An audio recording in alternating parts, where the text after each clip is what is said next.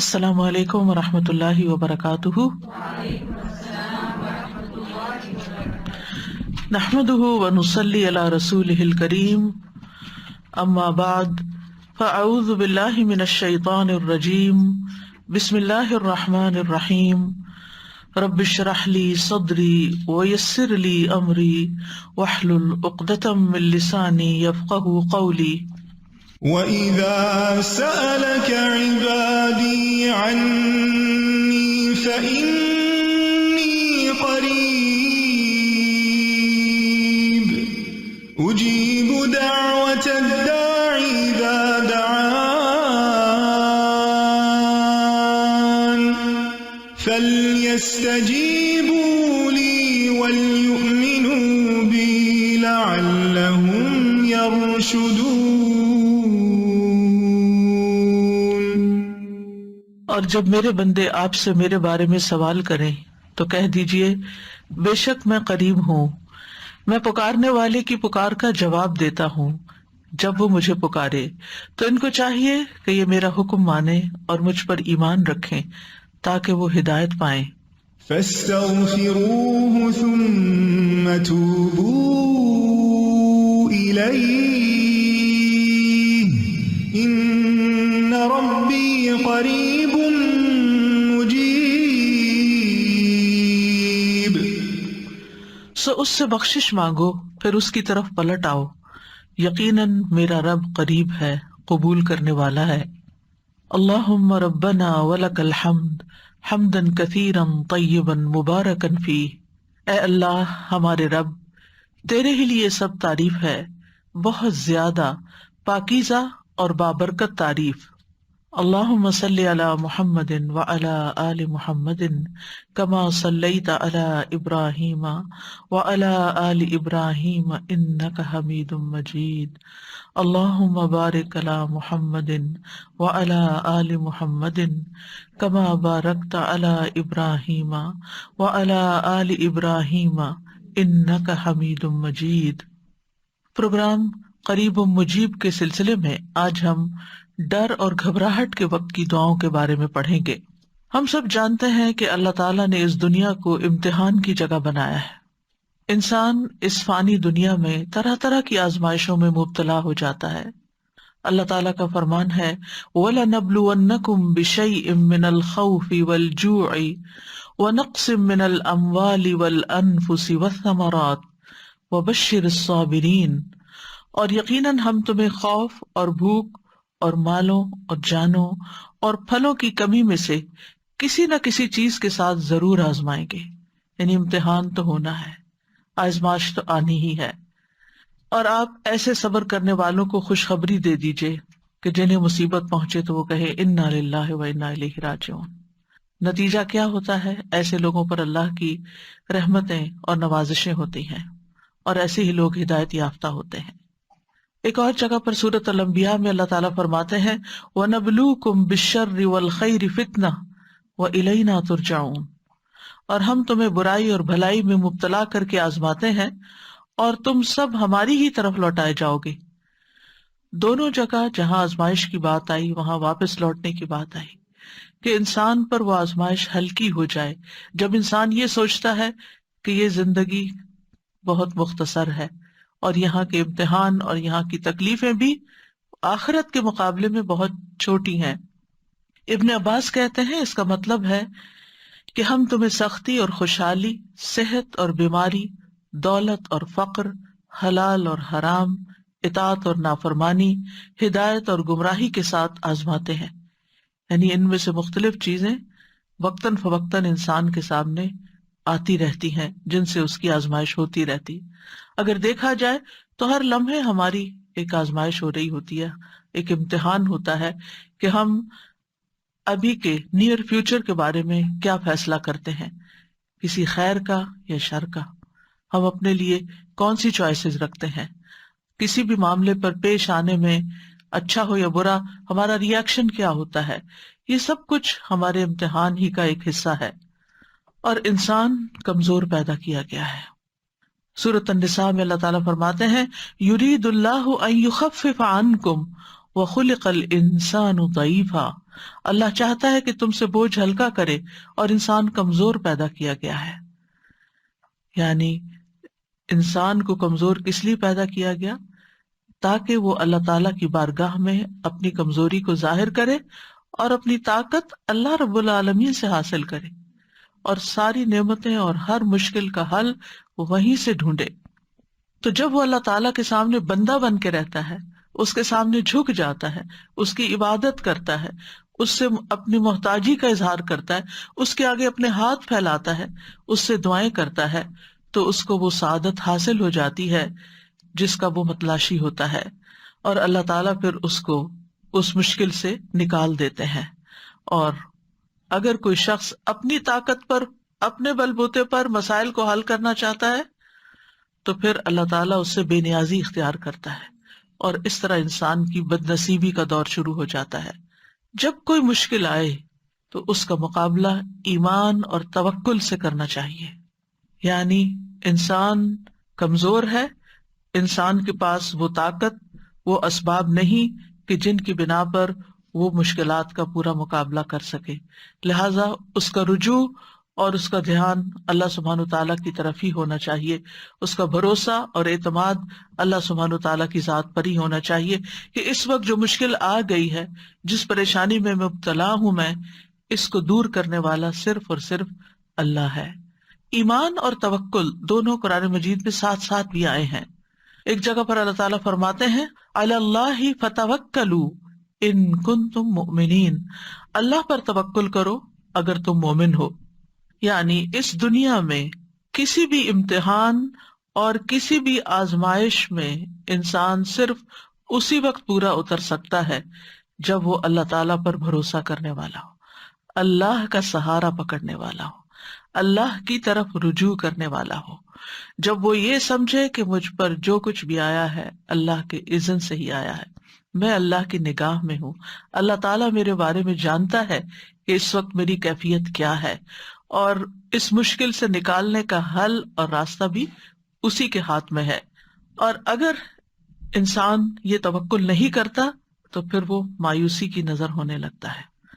جو سمجھتا ہے کہ میرا رب سب کچھ کر سکتا ہے، ان اللہ علی کل شیء قدیر، اللہ تعالیٰ ہر چیز پر قدرت رکھتا ہے اور وہ مجھے اس مشکل سے ضرور نکال دے گا، تو اللہ تعالیٰ اس کی مدد ضرور کرتا ہے.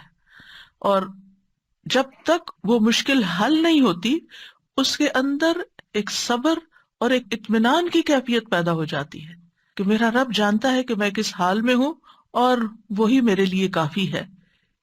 حسبی اللہ و نعم الوکیل، نعم المولا و نعم النصیر. لیکن اگر انسان صرف اسباب پر ہی بھروسہ کر لیتا ہے کہ اس خاص مشکل سے نکلنے کے لیے مجھے مال چاہیے، یا اس مشکل سے نکلنے کے لیے لوگ چاہیے، یا پھر کچھ اور ریسورسز چاہیے، وہ صرف دنیاوی مادی وسائل کی طرف دیکھتا ہے، تو پھر اس کی مشکل حل تو شاید ہو جائے کیونکہ وہ اسباب بھی اللہ کے اذن سے کام کرتے ہیں، لیکن اس کا دل بے قرار رہتا ہے. توکل کرنے کا فائدہ یہ ہوتا ہے کہ مشکل اور مصیبت اور تکلیف کا وقت اطمینان کے ساتھ گزر جاتا ہے، اور یہی چیز انسان کے لیے فائدہ مند ہے. کیونکہ اگر انسان تکلیف کے اندر جزا فضا کرتا ہے، اور اگر انسان تکلیف میں پریشانی کا ہی اظہار کرتا رہتا ہے اور برے برے کلمات اپنی زبان سے نکالتا ہے، تو مسئلہ تو وہی رہتا ہے، اور اسے حل تو جب ہی ہونا ہے جب اللہ کا اذن ہو. اور یاد رکھیے، جب اسباب ہاتھ سے نکل جائیں صرف اس وقت توکل نہیں کرنا ہوتا، اسباب کے ہوتے ہوئے بھی توکل کرنا ہوتا ہے کہ ٹھیک ہے میں بیمار ہوں، مجھے اچھے ڈاکٹرز میسر ہیں، میرا یہاں پر علاج فری ہو رہا ہے اور مجھے کوئی پریشانی نہیں، لیٹسٹ اکوپمنٹ موجود ہے، لیکن میرا سہارا اور بھروسہ اللہ پر ہے کہ مجھے شفا وہی دے گا. اور انسان جب اس ٹریٹمنٹ سے بھی گزر رہا ہوتا ہے، یعنی اس پروسیس سے گزر رہا ہوتا ہے، اس وقت بھی اس کا سارا دھیان صرف اللہ کی طرف ہوتا ہے کہ وہ مجھے اس کے ذریعے شفا عطا کرے گا. وہ تو اس کے بغیر بھی شفا دے سکتا ہے، لیکن اسی نے ان اسباب کو اختیار کرنے کا حکم دیا ہے، اور اسی کے حکم سے ہی میں ان کو اختیار کر رہی ہوں، ورنہ اصل شفا تو اللہ ہی کی طرف سے.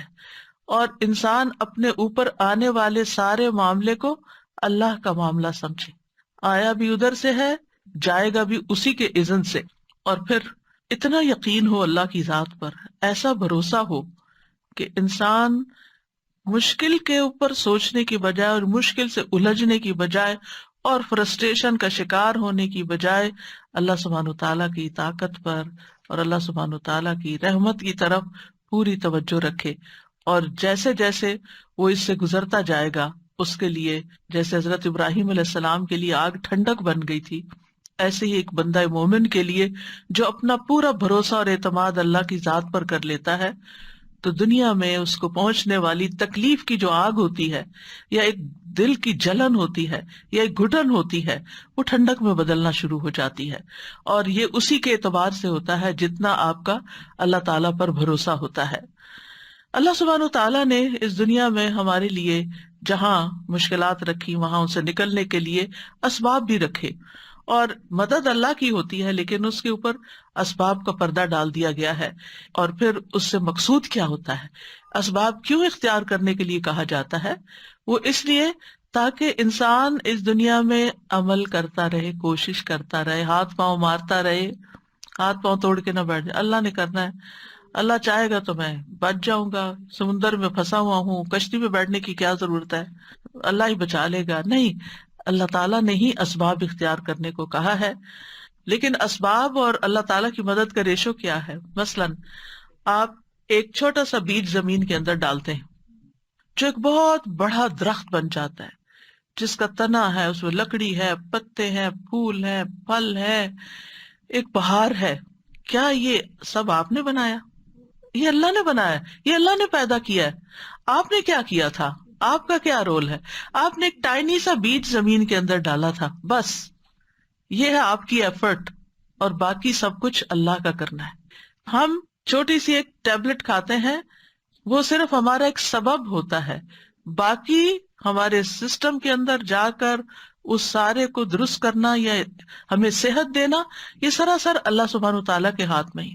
یعنی جتنی بھی چیزیں ہیں، جہاں جہاں بھی اسباب کار فرما ہے، ان سب پر اگر آپ غور کریں تو آپ حیران ہو جائیں گے کہ یہ سب کچھ اللہ ہی کا کیا ہوا ہے۔ مثال کے طور پر آپ کوئی ڈگری کر لیتے ہیں اور آپ کو کوئی بہت اچھی جاب مل جاتی ہے، یا آپ کو بزنس شروع کرتے ہیں اور وہ بہت فلرش کر جاتا ہے۔ اگر آپ یہ سمجھیں کہ یہ میری قابلیت ہے اور یہ تو میرا کمال ہے اور یہ تو میری محنت ہے اور یہ تو میری ذہانت ہے اور یہ تو میرے اسمارٹ ڈیسیژنز ہیں، تو اس وجہ سے یہ سب کچھ ہوا ہے، تو یہاں سے غلطی شروع ہوتی ہے۔ سیلف ریلائنس نہیں، اللہ ریلائنس، اپنی ذات پر بھروسہ نہیں، اللہ سبحانہ تعالیٰ کی ذات پر بھروسہ کہ وہ درست کرے گا، اس نے کیا ہے وہی کرے گا۔ کیونکہ آپ دیکھیے کہ جب آپ پڑھ رہے تھے، ڈگری کر رہے تھے، اس وقت عقل آپ کی کس نے سلامت رکھی؟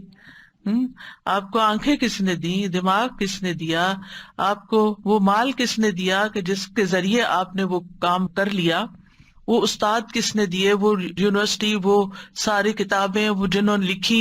یعنی اگر آپ صرف اپنے کسی ایک کام کا نتیجہ دیکھیں تو اس کے پیچھے بے شمار لوگوں، انسانوں کے علاوہ مختلف چیزوں کی جو آبجیکٹس ہیں ان کی ساتھ سپورٹ آپ کو شامل ہوتی ہے، حتیٰ کہ آپ کی وہ کار جس پہ آپ بیٹھ کے جاتے ہیں، یا ٹرانسپورٹ کا کوئی بھی ذریعہ، اور اس کا بننا، اس کو بنانے والے کتنے، اور اس میں پیٹرول کا آنا، اور پیٹرول کہاں سے آ کے آپ تک پہنچا۔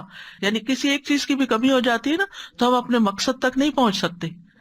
تو یہ اسباب جو ہے، یہ بھی جو ہم اختیار کرتے ہیں، دراصل اللہ سبحانہ تعالیٰ ہی کے پیدا کردہ ہے، اور اس نے ہمیں یہ سارے دیے۔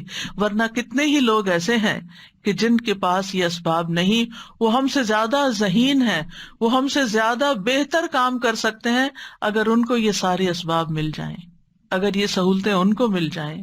ریسنٹلی ہماری ایک ساتھی ہیں، وہ ایک بالکل جو جپسیز ہوتا ہے نا پاکستان میں، جو جگہ جگہ جا کے جہاں کوئی بھٹا لگتا ہے وہاں جا کے جھگیاں ڈال لیتے ہیں، وہ بھٹے کی اینٹیں بن جاتی ہیں تو وہاں سے اپنا ڈیرا اٹھاتے ہیں، کہیں اور چلے جاتے ہیں، تو ان کا کوئی گھر ٹھکانا نہیں ہوتا، بس وہ اپنا ساز و سامان لے کے گھومتے پھرتے ہیں۔ تو وہ اسلام آباد کے علاقے میں وہ آ کے رہے، تو ان کا انٹریکشن ہوا، تو انہوں نے ان بچوں کو اکٹھا کر کے ان کے ساتھ وہ ایک چھوٹی سی جگہ بنائی، کیونکہ وہ پرماننٹ وہاں کچھ بھی نہیں بنا سکتے، حتیٰ کہ پانی کے لیے میں نے کہا کہ آپ یہاں کچھ نل لگوا دیں یا کنواں بنوا دیں، تو کہنے لگے کہ نہیں یہ تو چلے جائیں گے اور یہ فیکٹری والوں کی زمین ہے اور وہ تو سب کچھ پھر ختم کر دیں گے تو فائدہ نہیں۔ تو بہرحال کہنے کا مطلب یہ تھا کہ انہی بچوں کو لگا کے، انہی کے ذریعے اینٹیں اٹھوا کے، انہی کے ذریعے پر سیدھا کر کے اور ایک اور جگی بنا کے اور اس میں مسجد بنا کے اور ان کو اذان سکھا کے اور ان کو پانی کا انتظام کرا کے، وضو سکھا کے، آپ یقین کریں اتنی تابعداری ان بچوں کے اندر، اتنی ذہانت اور اتنے شارپ بچے، دیکھ دیکھ کے ویڈیو دل کٹتا تھا کہ یار اب اتنی صلاحیت ہے ان بچوں میں، لیکن یہ مٹی میں رول رہے ہیں نا، کیونکہ ان کے ماں باپ کے پاس کوئی وسائل ذرائع نہیں ہے کہ کہیں یہ ایک جگہ اپنا گھر بنا سکیں یا کوئی تعلیم کا سلسلہ جاری کر سکیں یا کوئی بھی سہولتیں جو ہیں وہ زندگی کی حاصل کر سکیں۔ تو اتنا رب کا شکر ہمیں ادا کرنا چاہیے صرف ایک پانی کے اس گھونٹ پر ہی کہ جو ہم پیتے ہیں، کہ کہاں کہاں سے ہو کر ہم تک پہنچا ہے۔ اگر اس کو یہ سمجھے کہ یہ آسمان سے اترا ہوا ہے تو بارش جو برسی وہ کس زمین پہ برسی، وہ کہاں رس رس کے پہنچا، وہاں سے کس نے نکالا، وہاں سے وہ کس طرح کن کن اسباب اور ذرائع کے ذریعے ہم تک پہنچا کہ ہم یہ پی رہے، اور پی کے صرف اتنی تکلیف نہیں کر سکتے کہ الحمدللہ کہہ دیں۔ تو یہ جو کچھ ہمیں اللہ نے دیا ہے نا، یہ جتنی بھی نعمتیں، ان کا حساب ہونا ہے اور ان پہ ہمیں شکر گزار ہونا چاہیے، اور ہر وقت جو چیز نہیں ہے زندگی میں اس کے غم میں روتے نہیں رہنا چاہیے، بلکہ اللہ پہ بھروسہ کرنا چاہیے، اعتماد پورا، یقین پورا کہ میرے رب نے جو چاہا میرے بارے میں فیصلہ کیا، جو چاہا مجھے دیا اور جو نہیں چاہا نہیں دیا، اور جو اس نے دیا وہ بھی اس کا فضل اور جو اس نے روک لیا وہ بھی اس کی رحمت۔ تو بہرحال ہمارے پاس جو بھی اسباب ہیں، یعنی ہمارا بھروسہ بھی اللہ پر ہو اور اسباب کا مالک بھی ہمیں اپنے رب ہی کو سمجھنا چاہیے، اور ان اسباب کا لینا اور دینا یہ دراصل اللہ سبحانہ وتعالیٰ کی اپنی حکمت ہوتی ہے کہ جس کے تحت وہ کچھ دیتا ہے اور اسی کی حکمت سے وہ کچھ لیتا ہے۔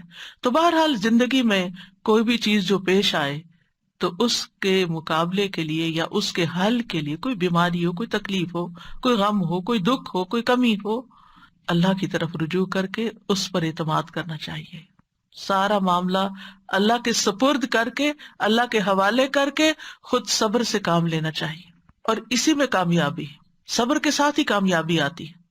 اور سب سے بڑی کامیابی کیا ہوتی ہے کہ انسان اطمینان میں آ جاتا ہے، میں نے اپنا معاملہ اللہ کے حوالے کر دیا ہے نا، اب وہ اس کو سنوار دے گا، وہ میرے حق میں بہترین فیصلہ کرے گا۔ اور اس طرح انسان کے لیے اللہ کے راستے پہ چلنا، اللہ تعالیٰ کی عبادت کرنا اور اللہ سبحانہ وتعالیٰ کے سامنے جھکنا، اس سے دعا کرنا، اس کائنات پہ غور و فکر کرنا، یہ ساری چیزیں بہت آسان ہو جاتی ہیں، اور پھر آزمائش کا وہ مرحلہ اور وہ راستہ لذت والا ہو جاتا ہے۔ ایسا کیوں ہوتا ہے کہ ایک ہی تکلیف پر ایک شخص اپنے حواس کھو بیٹھتا ہے اور پہلے سے زیادہ خود کو نقصان دے دیتا ہے، اپنے آپ کو پیٹنے لگتا ہے یا خودکشی کر لیتا ہے یا کوئی بھی طریقہ اختیار کر لیتا ہے، اور ایک دوسرا شخص ہے وہ اس سے بھی بڑی مشکل پر دل کی ٹھنڈک کے ساتھ، اطمینان کے ساتھ اپنی زندگی کا سفر جاری رکھے ہوئے ہوتا ہے۔ فرق کس چیز کا ہے کہ ایک نے اللہ کا سہارا تھام لیا اور دوسرا اللہ سے ناراض ہو گیا۔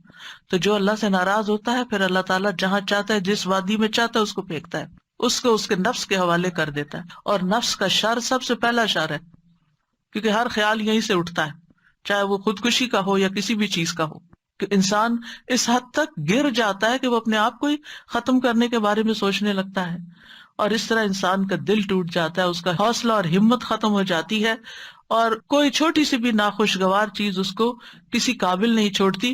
اور جس نے اپنا آپ ضائع کر دیا، اپنا وقت ضائع کر دیا، اپنی زندگی ضائع کر دی، اپنا مال ضائع کر دیا، اپرچونٹیز کو ضائع کر دیا، اپنے وسائل کو ضائع کر دیا، اس سے بڑا بدقسمت اور کون ہو سکتا ہے کہ جو ایک چھوٹی سی مصیبت پر اپنے آپ کو سنبھال نہ سکا۔ کیوں نہ سنبھال سکا؟ کیونکہ اس کا اللہ پر بھروسہ نہیں تھا۔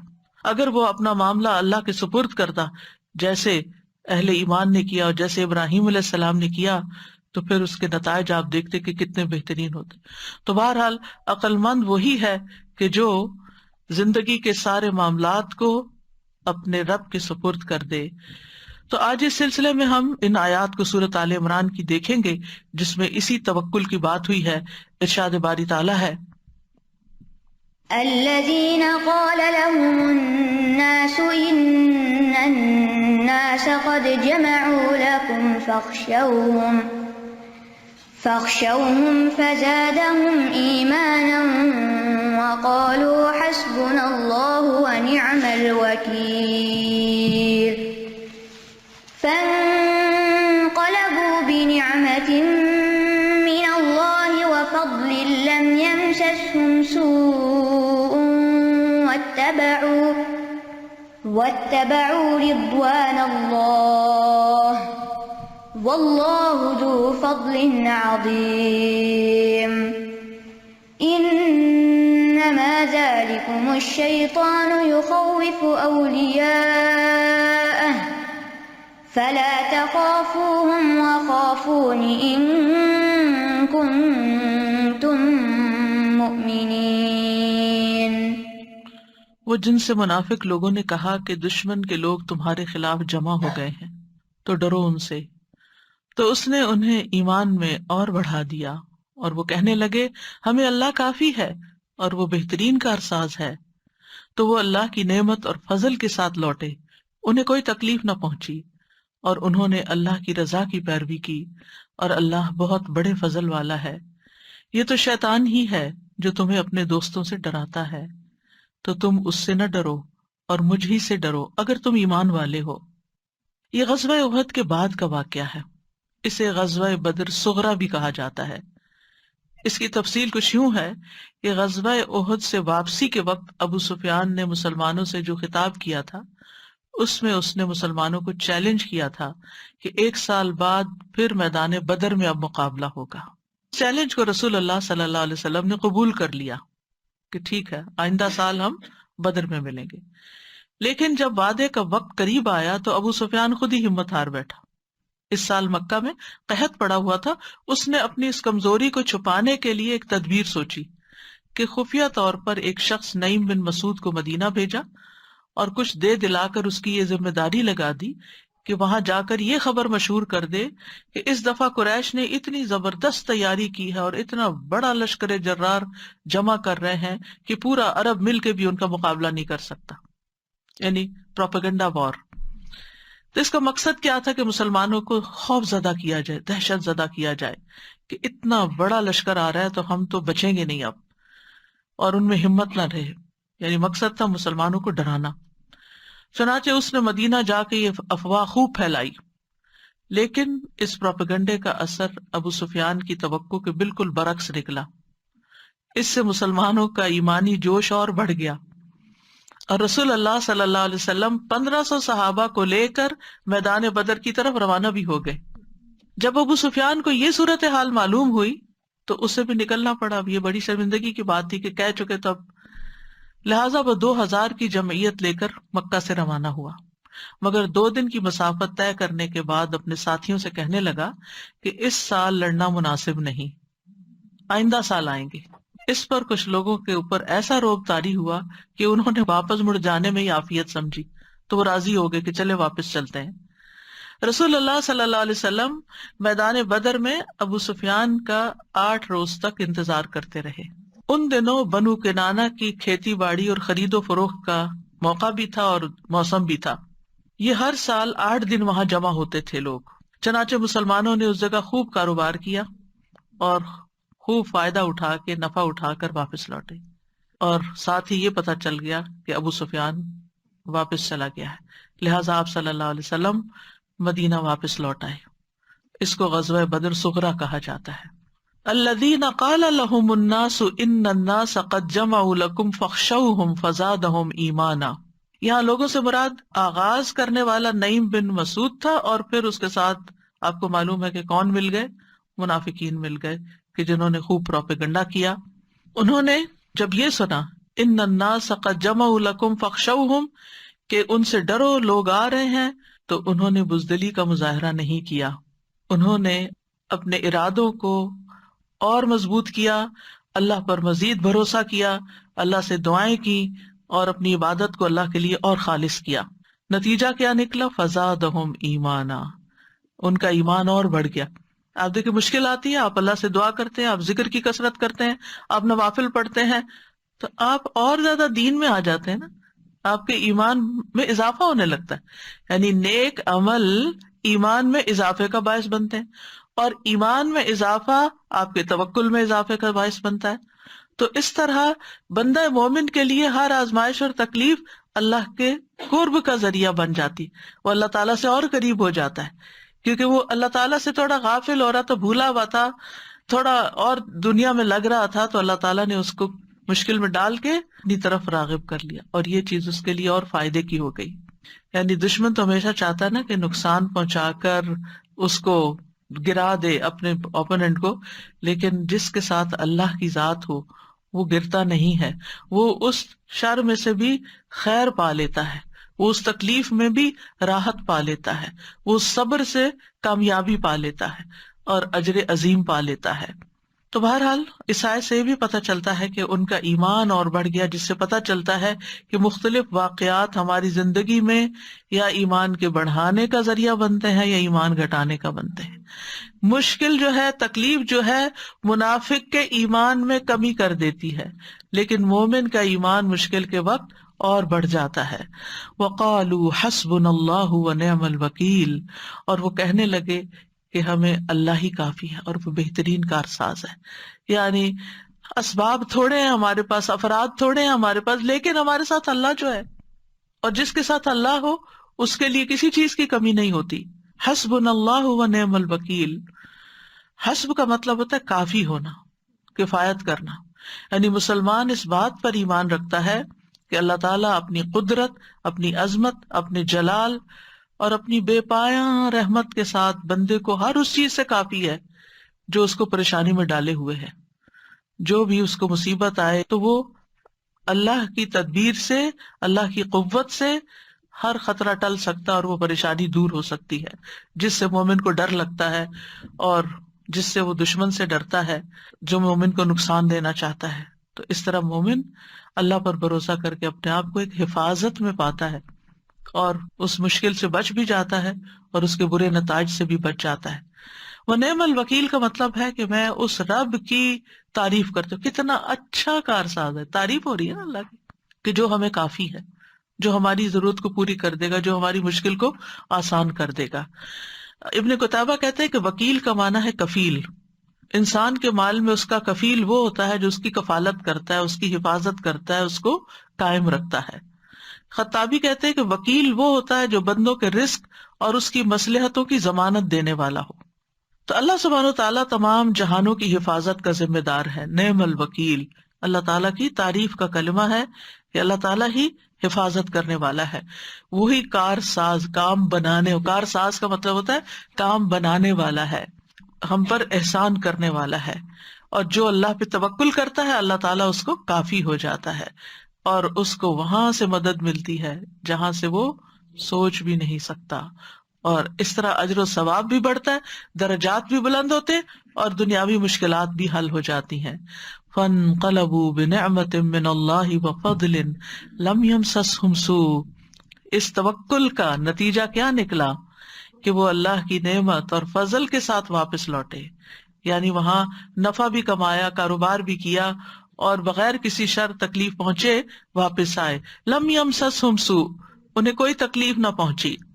یعنی عافیت کے ساتھ، ایمان میں اضافے کے ساتھ اللہ کی مدد پر اور کتنا بھروسہ اور یقین بڑھ گیا ہوگا کہ اللہ سبحانہ وتعالیٰ نے ہمیں کس طرح محفوظ رکھا ہے اس جنگ سے. یعنی دشمن سے سلامت رہے، عافیت ہوئی اور مزید اللہ تعالیٰ کی مہربانیاں ہوئی، کاروبار میں نفع ملا اور اللہ تعالیٰ کی خاص نعمت حاصل ہو گئی ان کو. یعنی کوئی ایسی چیز انہیں نہیں پہنچی کہ جس سے انہیں کوئی غم ہوتا یا تکلیف ہوتی یا پریشانی ہوتی.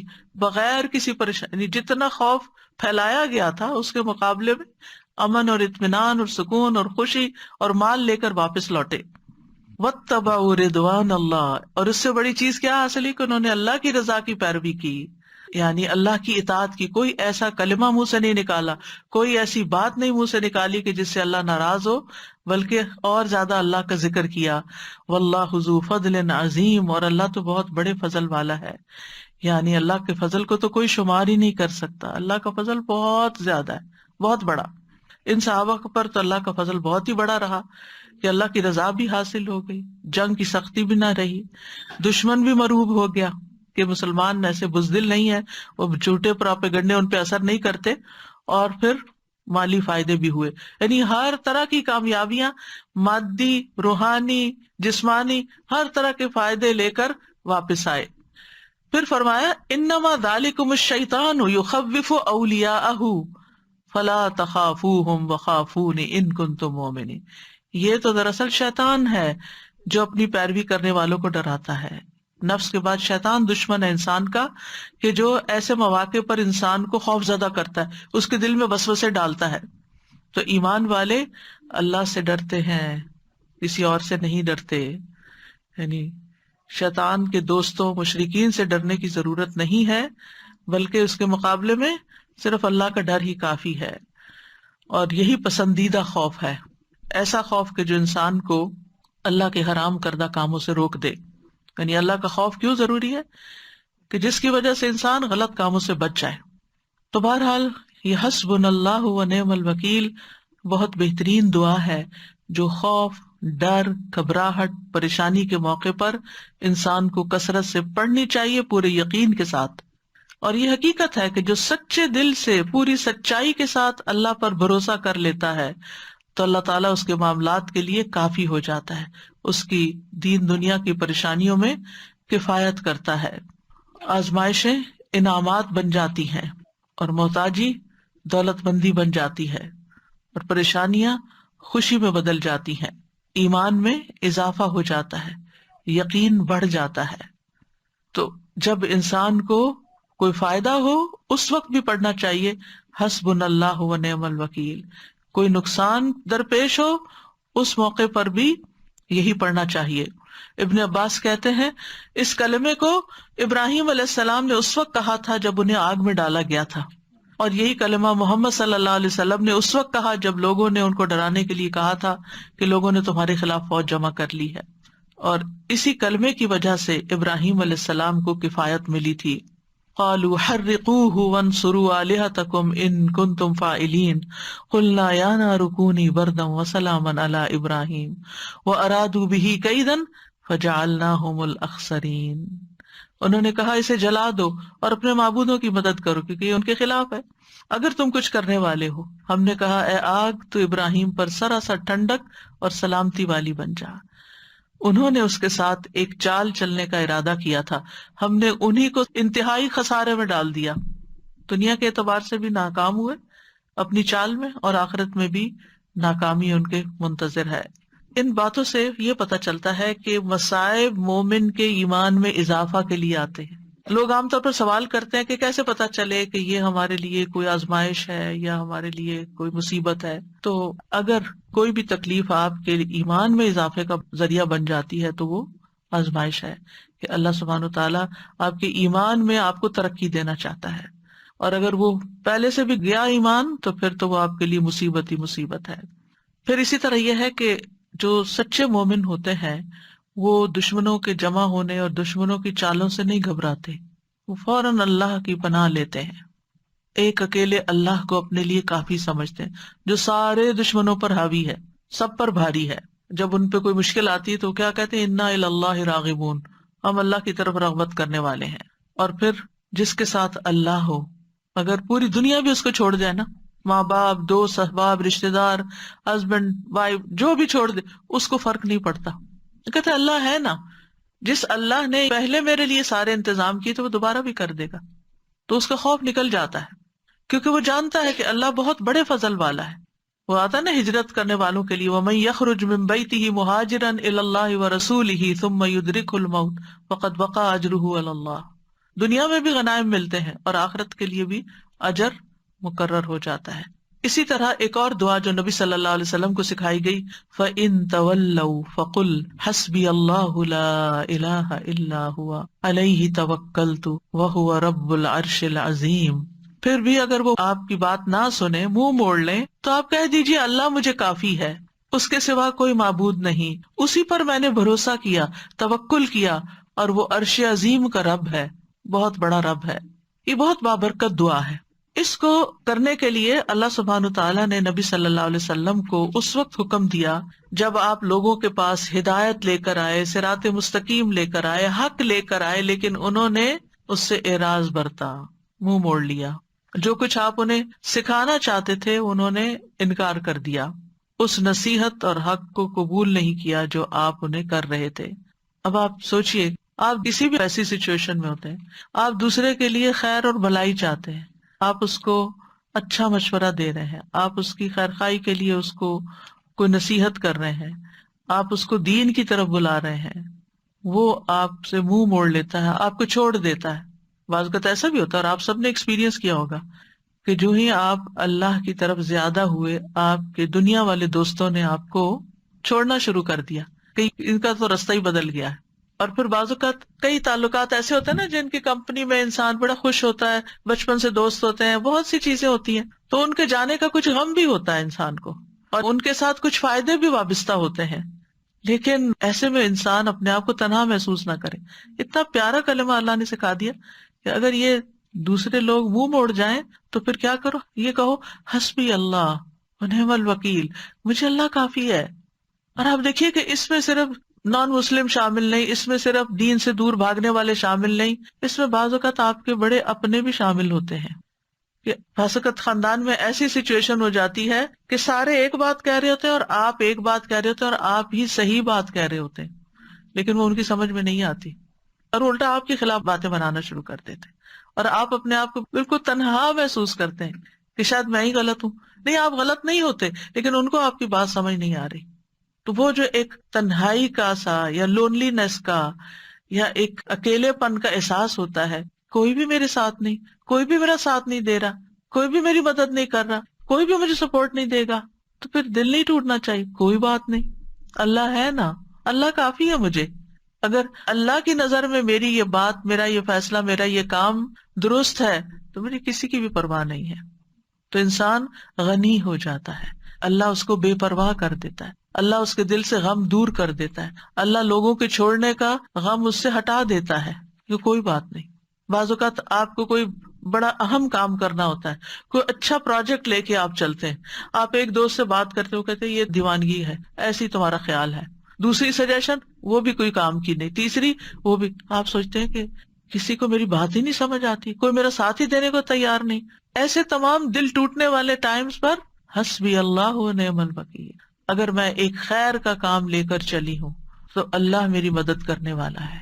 کیونکہ ہم دیکھیے کہ دنیا میں بڑے کام صرف ان لوگوں نے کیے ہیں جن کا حوصلہ بلند ہوتا ہے، جن کا توکل پھر اللہ کی ذات پر ہوتا ہے کہ یہ ہوگا، اللہ کرے گا، کرنے والا اللہ ہے، میں طریقہ کروں گی، سبب اختیار کروں گی، محنت کروں گی، لیکن برکتیں اور رحمتیں تو اللہ ہی کی طرف، فضل تو اللہ کی طرف، اللہ ذو فضل عظیم، بڑا فضل تو اللہ کے پاس ہے۔ ہم لوگوں کے ہاتھوں کی طرف دیکھتے ہیں، لوگوں کے خزانے کی طرف دیکھتے ہیں، اصل خزانوں کا مالک کون ہے؟ اور ان لوگوں کا بھی مالک کون ہے؟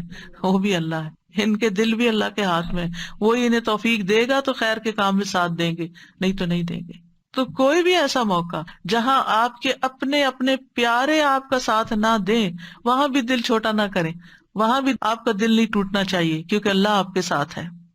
تو فَإِن تَوَلَّوْا، اگر یہ منہ موڑ جائیں، آپ کا ساتھ نہ دیں، تو آپ حسبی اللہ کہیں، لا الہ الا ہو کہیں، علیہ توکلت کہیں، وہو رب العرش العظیم کہیں۔ ایک چھوٹی سی دعا کے اندر ہر پارٹ جو ہے اس کا بہت پاورفل ہے، یعنی اللہ مجھے کافی ہے، اللہ کے سوا کوئی معبود نہیں ہے، میرا بھروسہ اس پر ہے، مجھے اس کی مدد کا یقین ہے، میں اس کی طرف رجوع کرتا ہوں، وہ میری مدد کرے گا، وہ ساری مخلوق کا مالک، اور مخلوق میں سے سب سے عظیم ترین مخلوق کا بھی وہی رب ہے، وہی مالک ہے، وہی خالق ہے، تو میں اس کا سہارا لیتا ہوں۔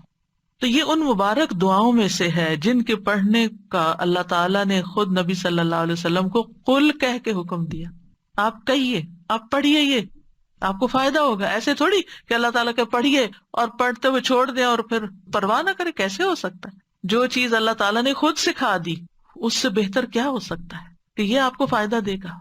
آپ دیکھیے کہ بعض اوقات بہت ساری چیزیں انسان کو ڈراتی ہیں، فیوچر کا خوف ہوتا ہے، جادو کا، ٹونے کا، اس کا، وہ جن، شریر، دشمن، رات کا اندھیرا ڈراتا، پتہ نہیں کیا کیا چیزیں، یعنی بہت سی چیزیں خوف دلاتی ہیں انسان کو، تمہارا کیا بنے گا، تمہارا کوئی فیوچر نہیں، تمہارے بڑھاپے کا ساتھی کون ہوگا، تمہاری اولاد تمہیں نہیں پوچھتی، تمہارا شوہر تمہیں نہیں پوچھتا، تمہارے لیے رزق کا کوئی سبب نہیں، کئی کئی چیزیں انسان کو شیطان ڈراتا رہتا ہے نا.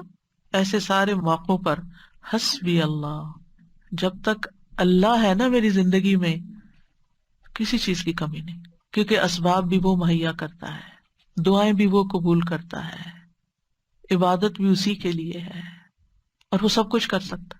کیا فکر کی ضرورت ہے؟ توکل کریں، بھروسہ کریں.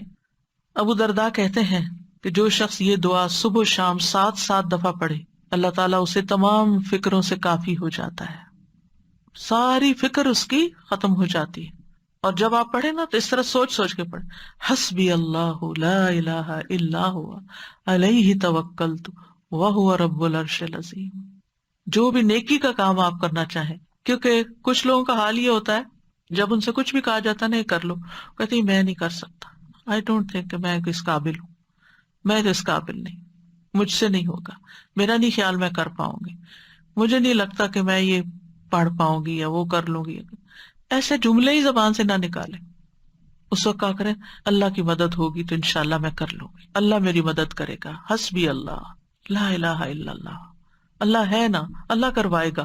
مشکل سے مشکل وقت، انہونی چیزیں، اور جب آپ کو اللہ کا سہارا مل جاتا ہے نا آپ تنہا نہیں ہوتے، اور جب آپ تنہا نہیں ہوتے، اکیلے نہیں ہوتے، تو آپ کو غم ختم ہو جاتا ہے، آپ کی زندگی سے غم رخصت ہو جاتا ہے. ٹھیک ہے، قریب و مجیب. آپ یقین کریں دل بھر کے کلمات پڑھے نا، مجھے تو اپنے سینے میں ایک ٹھنڈک محسوس ہوتی، یعنی فزیکل فیلنگ بھی میری بدل جاتی. وہ قریب ہے، اس سے زیادہ تو کوئی قریب ہمارے ہو ہی نہیں سکتا. ہم انسانوں کو قریب سمجھتے ہیں، نہیں، ان کی تو اپنی بہت سی مشکلات ہیں، وہ تو اپنے لیے بھی کافی نہیں ہے، ہمارے لیے کہاں ہوں گے. اور پھر میری دعاؤں کو بھی وہ سننے والا ہے، اس لیے مجھے کس بات کا فکر ہو، کس بات کا غم. تو یہ دعا دین و دنیا کی پریشانی دور کرنے کا ذریعہ ہے، ہر مصیبت سے کفایت کرتی ہے جو بندے کو پریشان کرتی ہے. اسباب اختیار کرنے کے بعد اللہ پر بھروسہ کرنا ہی کامل توحید ہے. اللہ پر توکل کرنا اللہ کے کافی ہونے کا سبب ہے. اور یہ کلمہ توحید جو ہے نا، لا الہ الا ہو، اس کی بنا پر انسان کو دنیا اور آخرت میں نجات ملتی ہے. آخرت میں جنت کی کنجی بھی یہی ہے، توحید خالص. اور جب مشکل میں آپ نے سب کو چھوڑ دیا نا، صرف اللہ کو پکڑا، تو آپ کی توحید پکی ہو گئی. اور پھر آپ نے اس دعا میں توحید، توکل اور اللہ کے رب ہونے کا وسیلہ پکڑا. اور کبھی یہ دعا جو ہے طلب کی بجائے خبر کے صیغے میں بھی مانگی جاتی ہے، مطلب صرف اللہ کے بارے میں اچھا گمان اپنا رکھنے کو. تو یہ توکل ہے کیا چیز، تھوڑا سا اس پہ بات کر لیتے ہیں. توکل کا مطلب ہوتا ہے اپنی بے بسی کا اظہار کرنا اور اپنے علاوہ کسی دوسرے پر اعتماد کرنا. میں کمزور ہوں، میرے پاس کچھ نہیں، تو ہی سب کچھ ہے.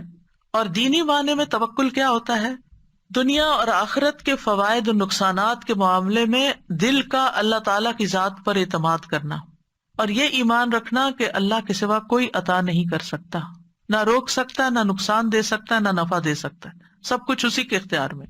ابن الجوزی کہتے ہیں یہ اللہ پر بھروسہ کرتے ہوئے اللہ کی اچھی تدبیر کی بنا پر اپنے معاملے کو اللہ کے سپرد کر دینا ہے، اللہ پر اعتماد کرنا ہے. خرابی کہتے ہیں توکل یہ کہ اللہ سے اچھا گمان رکھا جائے کہ اللہ یہ کام کر دے گا. توکل اللہ کے وعدوں پر دل کا اطمینان ہوتا ہے. ابن تیمیہ کہتے ہیں اللہ پر توکل کرنا فرض ہے اور بڑے فرائض میں سے ہے، جیسا کہ اللہ کے لیے اخلاص اپنانا واجب ہے. اور اللہ نے کئی آیات میں توکل کرنے کا حکم دیا ہے. یہ وضو کرنے کے حکم غسل جنابت کے حکم سے بھی بڑا حکم ہے، اور اللہ نے اپنے علاوہ کسی اور پر توکل سے منع کیا. یعنی وضو کا حکم تو ایک دفعہ آیا نا، جنابت سے غسل کا حکم تو قرآن میں ایک دفعہ آیا، توکل کا حکم کئی دفعہ آیا. تو ہم وضو کا اہتمام تو ضرور کرتے ہیں، پاکیزہ ہونے کا اہتمام کرتے ہیں، لیکن جب توکل کی باری آتی ہے تو ہم فیل ہو جاتے ہیں، وہ ہمیں یاد نہیں رہتا. پھر سعید بن جبیر کہتے ہیں اللہ پر توکل کرنا ایمان کا خلاصہ ہے. ابو محمد سہل کہتے ہیں مقامات میں توکل سے زیادہ باعزت کوئی اور مقام نہیں. اللہ تعالیٰ اپنے نبی کو حکم دیتے ہیں فَتَوَكَّلْ عَلَى اللَّهِ إِنَّكَ عَلَى الْحَقِّ الْمُبِينِ، پورا کانفیڈینس دیا، آپ اللہ پہ بھروسہ کیجئے، آپ واضح حق پر ہیں، آپ سچ پر ہیں. ایک اور جگہ پر ہے وَتَوَكَّلْ عَلَى الْحَيِّ الَّذِي لَا يَمُوتُ وَسَبِّحْ بِحَمْدِهِ، اس زندہ ہستی پر بھروسہ کیجئے، یعنی اللہ پر جو نہیں مرے گا، اور اس کی حمد کے ساتھ تسبیح کیجئے. ہم کس پر بھروسہ کر رہے ہوتے ہیں؟ انسانوں پر جو کہ ختم ہو جانے والے. مومنوں کو حکم دیا وَعَلَى اللَّهِ فَلْيَتَوَكَّلِ الْمُتَوَكِّلُونَ، وہ توکل کرنے والوں کو اللہ پر توکل کرنا چاہیے. رب المشرق والمغرب لا الہ الا هو فاتخذہ وکیلا، مشرق اور مغرب کا رب ہے، اس کے سوا کوئی معبود نہیں، سو اسی کو کارساز بناؤ، اس کو اپنا کام درست کرنے والا سمجھو. توکل اللہ پر ایمان ہونے کی علامت ہے. توکل وہی کر سکتا ہے جس کا اللہ پر ایمان ہو. جس کے پاس ایمان نہیں اس کا توکل بھی نہیں ہوتا. جتنا ایمان زیادہ ہوگا اتنا توکل زیادہ ہوگا، جتنا ایمان کم ہوگا اتنا توکل کم ہوگا، جتنا توکل کم ہوگا اتنا ایمان کم ہوگا، جتنا توکل بڑھے گا اتنا ایمان بڑھے گا. دونوں لازم و ملزوم ساتھ ساتھ بڑھتے جاتے ہیں. یہ اسلام لانے کا تقاضا ہے. موسیٰ علیہ السلام نے کہا میری قوم ان کنتم آمنتم باللہ فعلیہ توکلوا ان کنتم مسلمین، اگر مسلمان ہو نا تو پھر دشمن سے نہیں ڈرو، اللہ سے ڈرو، اللہ پہ بھروسہ کرو، کیونکہ نفع نقصان کا مالک تو صرف وہ ہے. بندوں پہ جب آپ بھروسہ کرتے ہیں نا وہ بھول جاتے ہیں، او سوری آپ نے یہ کام کہا تھا، سوری یہ وجہ ہوگی تھی میں ٹائم پر نہیں پہنچ سکا. کئی مشکلات ان کی زندگی میں ہوتی ہیں، وہ خود بھی نہیں رہتے. لیکن اگر آپ اللہ پہ بھروسہ کرتے ہیں تو اللہ تعالیٰ کو ہمیشہ ہے، ہمیشہ رہے گا، اور وہ ہمیشہ مدد کر سکتا ہے. حالات تبدیل ہوتے رہتے ہیں، لوگ آپ کی زندگی میں تبدیل ہوتے رہتے ہیں، جگہیں تبدیل ہوتی رہتی ہیں، سچویشنز تبدیل ہوتے رہتے ہیں، لوگوں کی لائلٹیز تبدیل ہوتی رہتی ہیں، لوگوں کے دل بدلتے رہتے ہیں، مالی حالات بدلتے رہتے ہیں. اس دنیا میں ہر لمحہ ایک چینج آ رہا ہوتا ہے، غیر محسوس چینج، اور بعض اوقات ہم اس کو ٹیکل نہیں کر سکتے کیونکہ ہمارے اندر بھروسہ نہیں ہوتا، توکل نہیں ہوتا. جو توکل کرتا ہے وہ ہر تبدیلی کے اندر کام ہوتا ہے. موسم بدل رہا ہے کوئی بات نہیں، کوئی بھی چیز پسند کے خلاف کوئی بات نہیں، سب ٹھیک ہو جائے گا.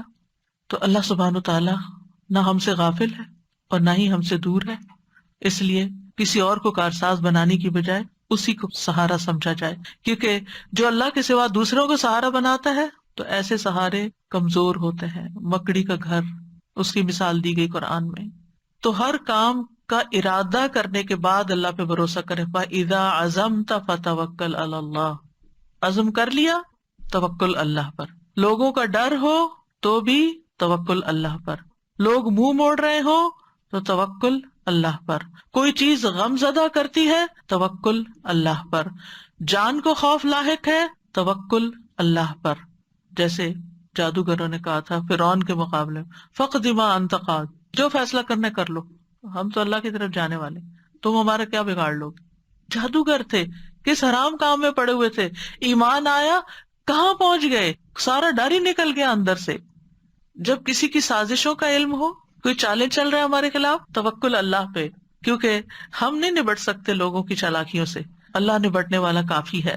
دشمنوں کا خوف ہو، کوئی بھی مدد اور نصرت چاہیے، توکل اللہ پہ. کوئی اذیت دے، کوئی تکلیف دے، کوئی پریشان کرے، جہاں سے آپ کو خوف لائق رہتا ہے اب پتہ نہیں یہ میرے ساتھ کیا کرے گا، اس نے پہلے بھی جادو کیا تھا مجھ پہ، وہ بڑا مشکل ٹوٹا، اب پھر یہ پھر کر دے گا مجھ پہ.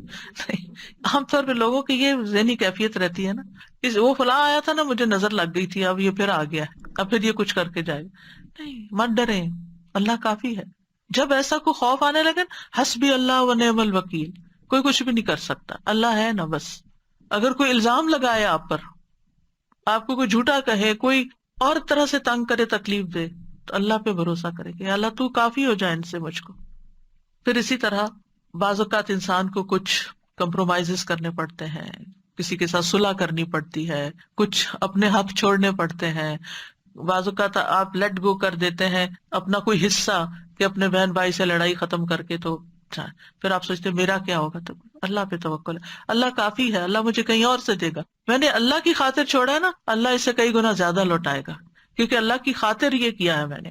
پھر اسی طرح کوئی بدشگونی ہوتی ہے، کتنی چیزیں ہیں بدشگونی کی جسے لوگ ڈراتے ہیں، کالی بلی سے، پتہ نہیں اور کس کس سے، یہ رستہ کاٹ گئی، وہ فلاں نظر آ گیا. ان ساری بدشگونیوں کا مقابلہ بھی جہاں سپرسٹیشنز ہو، جہاں وہم، کیونکہ بعض لوگوں کو وہم ہی کھایا جاتا ہے، ہونا ہوانا کچھ نہیں ہوتا، یہ ان کا صرف خیال ہوتا ہے. یہ نہ ہو جائے میں گھر سے نکلی ہوں گاڑی لے کر، پتہ نہیں کوئی ایکسیڈنٹ نہ ہو جائے، یہ جہاز پہ بیٹھنے لگی ہوں پتہ نہیں اس کا کریش ہی نہ ہو جائے. یعنی کوئی نہ کوئی ایسی باتیں انسان کے دل میں شیطان ڈالتا رہتا ہے کہ جس سے وہ انجوائے کرنے کی بجائے اس سچویشن کو صرف خوف زدہ رہتا ہے. تو ایسے تمام توہمات، ایسی تمام خوف زدہ کرنے والی باتیں، ان کے لیے کیا کریں؟ اللہ پہ توکل کریں. پھر اسی طرح آخری زمانے کے جو فتنے ہیں، دجال کا آنا ہے، ان سب مواقع پر بھی اللہ پر بھروسہ، اللہ کا دامن تھامے، اللہ کی طرف رجوع کریں. جب نبی صلی اللہ علیہ وسلم نے ایک موقع پر دجال کے بارے میں لوگوں کو آگاہ کیا تو آپ نے فرمایا کہ جب وہ یہ دعویٰ کرے گا نا کہ میں تمہارا رب ہوں، تو جو شخص یہ کہہ دے کہ تو ہمارا رب نہیں، ہمارا رب تو اللہ ہے، ہم اسی پہ توکل کرتے ہیں، اسی کی طرف رجوع کرتے ہیں اور ہم تیرے شر سے اللہ کی پناہ میں آتے ہیں، تو اس کو اس پر تسلط حاصل نہیں ہوگا، وہ اس کو نہیں پکڑ سکے گا.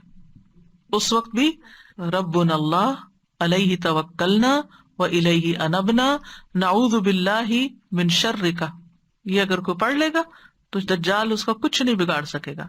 تو بہرحال جو لوگ اللہ پہ توکل کرتے ہیں، ایک طرف وہ شر سے بچ جاتے ہیں، دوسری طرف ان کو بہت سے فائدے بھی ہوتے ہیں، اللہ کی محبت ملتی ہے، کیونکہ ان اللہ یحب المتوکلین، اللہ توکل کرنے والوں سے محبت کرتا ہے، اللہ ان کو کافی ہو جاتا ہے. وَمَن يَتَوَكَّلْ عَلَى اللَّهِ فَهُوَ حَسْبُهُ، جو اللہ پہ توکل کرے گا اللہ اسے کافی ہوگا. وَتَوَكَّلْ عَلَى اللَّهِ وَكَفَى بِاللَّهِ وَكِيلًا، اللہ پہ بھروسہ کریں، اللہ کافی ہے کارساز، پھر آپ کو اس کے سوا کسی کی مدد کی ضرورت بھی نہ رہے گی. توکل انسان کو بہادر بنا دیتا ہے، توکل انسان کو مستقبل کے خوف سے بچاتا ہے، اینگزائٹی سے بچاتا ہے. اینگزائٹی میں یہی ہوتا ہے نا کہ پتہ نہیں ابھی کیا ہوگا، پتہ نہیں ابھی ہوگا کہ نہیں، پر بے چینی بے قراری. تو توکل آپ کو اطمینان میں ڈال دیتا ہے، شیطان سے حفاظت ملتی ہے، وہم دور ہو جاتے ہیں، آخرت میں بڑا اجر ہے. وَلَأَجْرُ الْآخِرَةِ أَكْبَرُ لَوْ كَانُوا يَعْلَمُونَ الَّذِينَ صَبَرُوا وَعَلَىٰ رَبِّهِمْ يَتَوَكَّلُونَ، اور آخرت کا اجر تو بہت بڑا ہے، کاش وہ جانتے ہوتے. جن لوگوں نے صبر کیا اور اپنے رب پر ہی بھروسہ کرتے ہیں، ان کے لیے آخرت میں بہت بڑا اجر ہے، کیونکہ انہوں نے ہر موقع پر اپنی توحید خالص کر لی، اللہ پہ بھروسہ کر لیا، اللہ پہ بھروسہ کر لیا. رزق کا معاملہ ہو، بیماری صحت کا معاملہ ہو، اولاد کا معاملہ ہو، انسانوں کا معاملہ ہو، لوگوں کی پھیلائی ہوئی افواہوں کا معاملہ، کچھ بھی ہو، اللہ کافی ہے مجھے. یعنی ایسے لوگ زندگی میں سب سے زیادہ پرسکون ہوتے ہیں جو اپنے معاملات اللہ کے سپرد کر دیتے ہیں. تو اس لیے کوئی بھی چیز جب آپ کے دل میں گھبراہٹ ذرا سی بھی ڈالے، فوراً پڑھے حسبنا اللہ ونعم الوکیل یا حسبی اللہ ونعم الوکیل، حسبی اللہ لا الہ الا ہوا علیہ توکلت وہو رب العرش العظیم. دل میں بہت سے خوف آتے ہیں نا، یہ فوت ہو گیا تو ہماری رزق روزی کا بندوبست کیا ہوگا، بیٹا نہیں بیٹی پیدا ہوگی تو شاید مجھے طلاق ہو جائے، فلاں ہو گیا تو ایسا ہو جائے گا. یہ جو ہمارے معاشرے میں پائے جانے والے طرح طرح کے خوف ہے نا، تو اس دن بھی میں نے کہا تھا کہ خواتین کو ایموشنلی اسٹرانگ ہونے کی ضرورت ہے، اور یہ صرف اللہ پر بھروسہ اور اعتماد ہے جو آپ کو اسٹرانگ کر سکتا ہے. جب تک آپ صرف لوگوں پہ بھروسہ کریں گے، لوگ قابل اعتماد نہیں.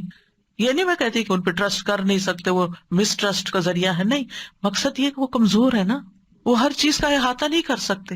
آپ والدین پہ بھروسہ کرتے ہیں، ان کی بھی لمٹس ہیں، آپ بچوں پہ ٹرسٹ کرتے ہیں، ان کی بھی لمٹس ہیں. یہ نہیں کہ وہ آپ کو دھوکہ دینا چاہتے ہیں. آپ اپنے کسی پرابلم کے لیے وکیل ہائر کرتے ہیں، اس کی بھی لمٹس ہیں. دنیا میں ہر ایک کی لمٹس ہیں، کوئی آپ کی ساری توقعات پہ پورا نہیں اتر سکتا، لیکن اللہ ہے جو سب توقعات پہ پورا اتر سکتا ہے، وہ سب کچھ کر سکتا ہے. یقین پختہ کریں. اصل میں پتہ کیا، معلوم ہے سب کچھ ہمیں، لیکن نہ یقین ہے نہ یقین سے پڑھتے ہیں، پھر دل چھوٹا کر بیٹھتے ہیں، پھر دل ٹوٹا پڑا ہوتا ہے، پھر نیچے گرے پڑے ہوتے ہیں. اپنے آپ کو اٹھائیں، مضبوط کریں، اور مضبوطی صرف اللہ سے آتی ہے. پھر اسی طرح ایک اور دعا ہے، ربنا علیک توکلنا والیک انبنا والیک المصیر. اے ہمارے رب، ہم نے تجھی پر بھروسہ کیا، تیری ہی طرف رجوع کیا، تیری ہی طرف ہم نے لوٹنا ہے. پھر اللہ اللہ ربی لا اشرک بہ شیئا. نبی صلی اللہ علیہ وسلم کو جب کوئی چیز گھبراہٹ میں ڈالتی، یہ انگزائٹی کے وقت پڑھنے کی دعا ہے، اللہ اللہ میرا رب، اس کا کوئی شریک نہیں. اور پھر ایک بڑی خوبصورت دعا، اعوذ بکلمات اللہ التامات من شر ما خلق. میں پناہ مانگتا ہوں اللہ کے تمام کلمات کے ساتھ ہر اس چیز کے شر سے جو اس نے پیدا کی. رسول اللہ صلی اللہ علیہ وسلم نے فرمایا، جو کسی منزل پر پڑاؤ ڈالے، کسی بھی جگہ، وہاں وہ یہ دعا پڑھ لے تو اس جگہ سے نکلنے تک کوئی چیز اس کو نقصان نہیں دے گی. آپ کسی کے گھر میں گئے ہیں، آپ کسی شاپ پر گئے ہیں، آپ کسی ہاسپٹل میں گئے ہیں، آپ گروسری کرنے گئے ہیں، کہیں بھی اپنی جاب پلیس پہ گئے ہیں، انٹر ہونے کے بعد 3 دفعہ اعوذ بکلمات اللہ التامات من شر ما خلق پڑھ لیں، کوئی چیز نقصان نہیں دے گی. کچھ نقصان نظر آتے ہیں سامنے، کچھ تو وائرس نظر بھی نہیں آتے کہ کہاں سے آ چمٹے، لیکن اگر آپ اللہ کی پناہ میں تو کوئی چیز آپ کو نقصان نہیں دے گی. تو اعوذ، میں پناہ لیتا ہوں، میں التجا کرتا ہوں، میں اللہ سبحانہ وتعالیٰ کے حوالے اپنے آپ کو کرتا ہوں، بکلمات اللہ. کلمات جمع قلت ہے لیکن کثرت پہ دلالت کرتی ہے، یعنی اللہ کے تمام کلمات کے ساتھ. جیسے قرآن مجید میں آتا ہے نا، قل لو کان البحر مدادا لکلمات ربی لنفد البحر قبل ان تنفد کلمات ربی وَلَوْ جِئْنَا بِمِثْلِهِ مَدَدًا.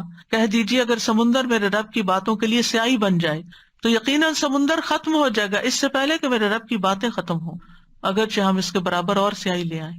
اتنے کلمات ہیں اللہ کے، امیجن نہیں کر سکتے آپ. اور اس سے مراد کونی اور شرعی دونوں طرح کے کلمات ہیں. کلمات سے مراد قرآن مجید بھی لیا گیا ہے جس میں شفا ہے، وہ اللہ کا کلام ہے. اور اللہ کا کلام صرف قرآن نہیں ہے، اس کے علاوہ بھی جتنے اس کے احکامات نازل ہوتے رہتے ہیں ساری مخلوق پر، وہ سارے بھی اللہ کے کلمات ہیں. اور اللہ کے تمام کلمات اپنی خبر میں اور اپنے حکم میں سچے اور عدل والے ہیں. اللہ کے کلمات نقص اور عیب سے پاک ہیں.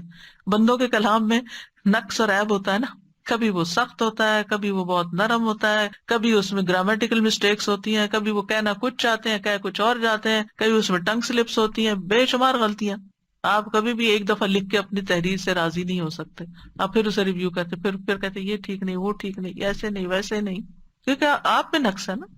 ہم کمزور انسان ہیں، لیکن اللہ تعالیٰ کے کسی کلمے میں کسی بات میں کوئی نقص ہے ہی نہیں.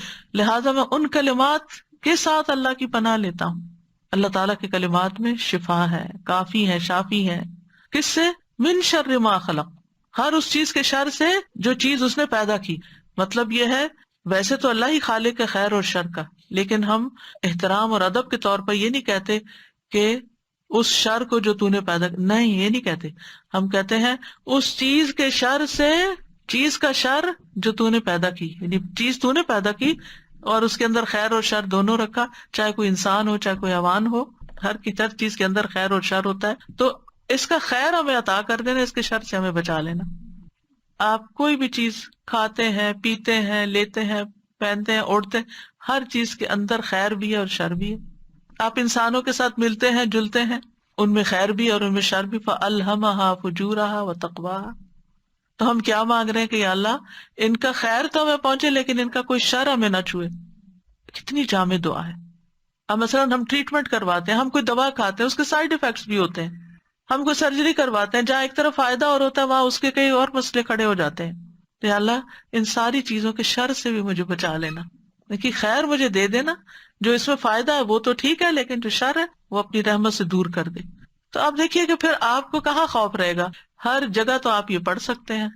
نبی صلی اللہ علیہ وسلم نے گھبراہٹ کے موقع پر ایک اور دعا بھی سکھائی تھی، وہ بھی اسی سے شروع ہوتی ہے. اعوذ بکلمات اللہ التامۃ من غضبہ وشر عبادہ ومن ھمزات الشیاطین وان یحضرون. میں اللہ کے کامل کلمات کی پناہ میں آتا ہوں، اس کی ناراضگی سے، اس کے بندوں کی شرارتوں سے، شیطان کے وسوسوں سے، اور اس بات سے کہ وہ میرے پاس آئیں. عمر بن شعیب اپنے والد سے اور وہ اپنے دادا سے روایت کرتے ہیں کہ رسول اللہ صلی اللہ علیہ وسلم ڈر یا گھبراہٹ کے موقع پر انہیں یہ کلمات سکھایا کرتے تھے. عبداللہ ابن عمر اپنے سمجھدار بچوں کو یہ کلمات سکھا دیتے تھے کہ بچے جب ڈرو یہی کلمات پڑھ لینا. اور جو نہ سمجھ ہوتے تھے چھوٹے، ان کے گلے میں لکھ کے لٹکا دیتے تھے. یعنی آپ یہ بھی کر سکتے ہیں کہ کسی بہت اچھے خوبصورت فریم پر لکھ کر آپ ان کو کہیں کاٹ کے سرانے کہیں اور لگا سکتے ہیں. اور اس میں آپ دیکھیے کہ اللہ کے اسماء حسنی بھی آ جاتے ہیں کلمات اللہ میں. ساری کتابوں میں جو اس کے کلمات ہیں، جو آسمانی الہامی کتابیں ہیں، وہ ساری کی ساری اس میں آ جاتی ہیں. اور پھر اس میں آپ دیکھیے کس کس چیز سے پناہ مانگی گئی ہے. من غضب ہی، اللہ کی ناراضگی، اللہ کے غصے سے. پھر وشر عباد ہی، اس کے بندوں کے شر سے. اور پھر شیاطین کی اکساہٹوں سے، اور اس بات سے کہ شیطان آئے بھی میرے پاس. اور پھر آپ دیکھیے کہ شیطان کے جو حمزات ہوتے ہیں نا، وہ حمزات نہیں جو ہم بولتے ہیں، ہمزات ہے. یہ ہمزات کا مطلب ہے حمزہ کی جمع چوکا مارنا. جیسے وہ تانا ہوتا ہے نا، ہمزہ ویل لکل ہمزۃ لمزہ، شیطان کا بھڑکانا. یعنی کسی نے کوئی چھوٹی سی بات کی اور آپ غصے میں بھڑک اٹھے. کبھی ہوا ایسا آپ کے ساتھ؟ کسی کی چھوٹی سی حرکت پہ آپ فلیئر اپ ہو گئے. وہ بات اتنی بڑی نہیں تھی، جتنا ریئیکشن آپ نے شو کیا. تو ہوا کیا تھا؟ شیطان نے کچوکا لگایا تھا، شیطان نے اکسایا تھا. تمہاری ایسی تیسی، تم مجھے یہ کہو. اور اس نے تو بات کی تھی، آپ نے ہاتھ میں اٹھا لیا. تو یہ شیطان کی طرف سے ہوتا ہے. یعنی اتنا بڑا دشمن ہے کہ انسان کی جو خوشی ہوتی ہے، نعمتیں ہوتی ہیں، وہ اس کو پسند نہیں آتی. دشمن کو کبھی اچھا لگتا ہے ہم خوش رہیں؟ وہ تو ہر وقت اس طاق میں ہے کہ ہم کسی طرح پریشان رہیں. تو وہ مزاج کے ذریعے ہمیں پریشان کرتا ہے.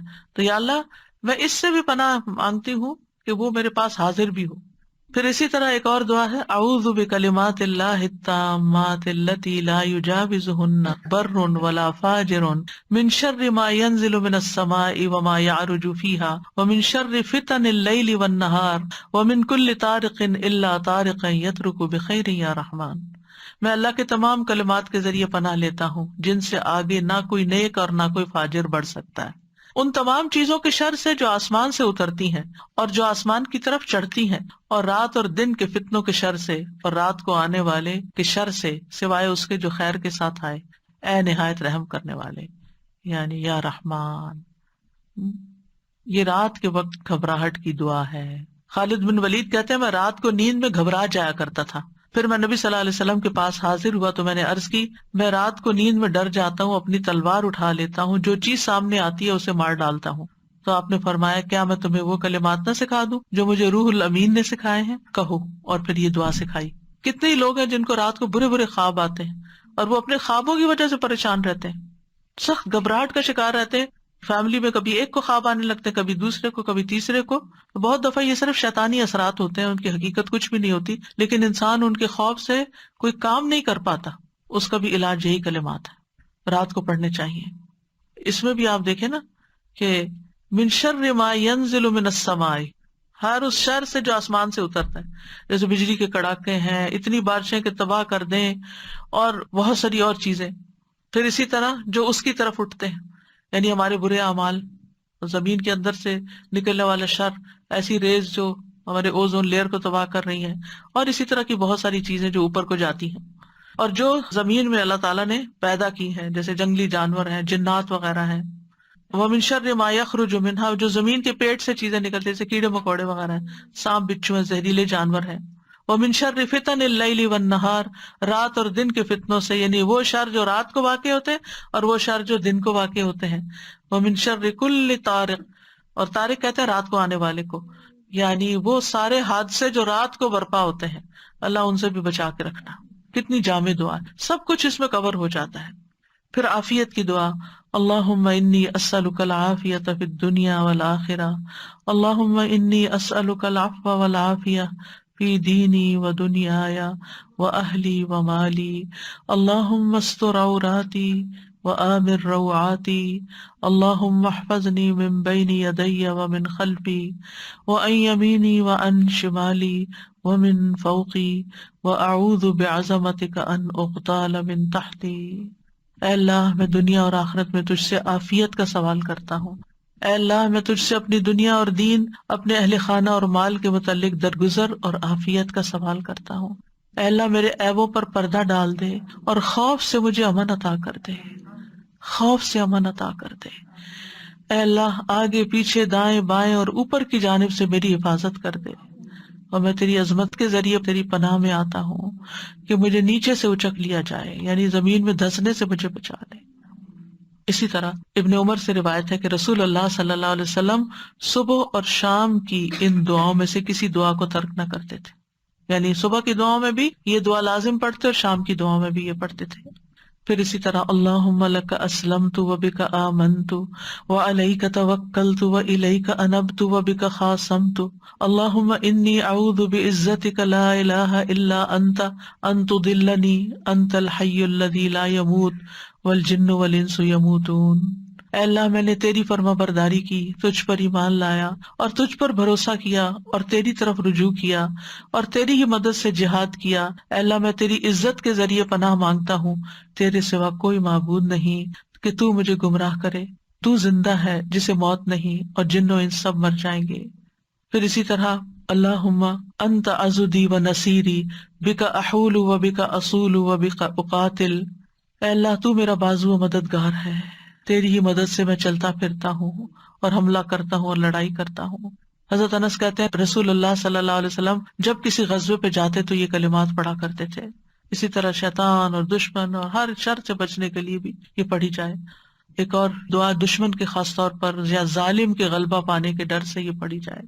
اللہ اکبر، اللہ اعز من خلقہ جمیعا، اللہ اعز مما اخاف واحذر، اعوذ باللہ الذی لا الہ الا هو الممسک السماوات السبع ان یقعن علی الارض الا باذنہ من شر عبدک فلان وجنودہ واتباعہ واشیاعہ من الجن والانس اللہم کن لی جارا من شرہم جل ثناؤک وعز جارک وتبارک اسمک ولا الہ غیرک ربنا تقبل منا انک انت السمیع العلیم وتب علینا انک انت التواب الرحیم وصلی اللہ تعالی علی خیر خلقہ محمد وعلی آلہ واصحابہ واہل بیتہ اجمعین برحمتک یا ارحم الراحمین. الہی آمین. سبحانک اللہم وبحمدک اشہد ان لا الہ الا انت استغفرک واتوب الیک. استغفرک واتوب الیک. السلام علیکم ورحمۃ اللہ وبرکاتہ.